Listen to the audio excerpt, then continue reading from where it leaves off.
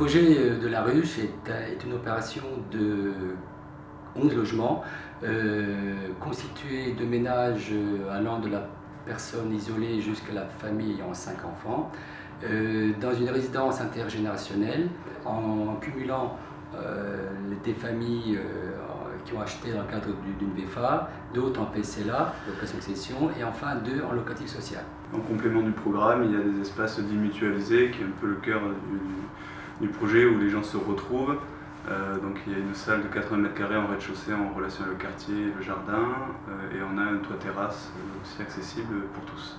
Ce projet donc a été réalisé par les habitants, puisque nous avons inversé le système de promotion, c'est-à-dire au lieu de concevoir un projet et ensuite le vendre, là on a cherché des habitants qui voulaient habiter ensemble et finalement donc on a conçu cette œuvre avec eux. Donc il est frugal aussi par le mode constructif, le choix des matériaux utilisés qui demandent très peu de ressources à la production, qui sont aussi recyclables.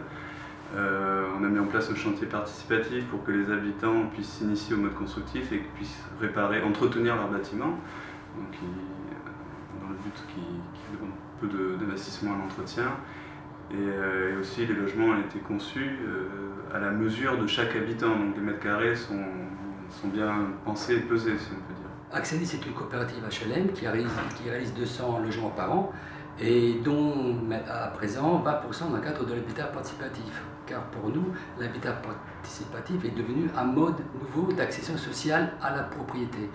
Nous vivons la 3e ère du logement, c'est-à-dire après que ce soit l'État, après-guerre, qui a conçu les logements, après c'était les promoteurs, maintenant c'est les habitants qui reprennent le pouvoir et qui définissent ce dont ils ont réellement besoin, eux.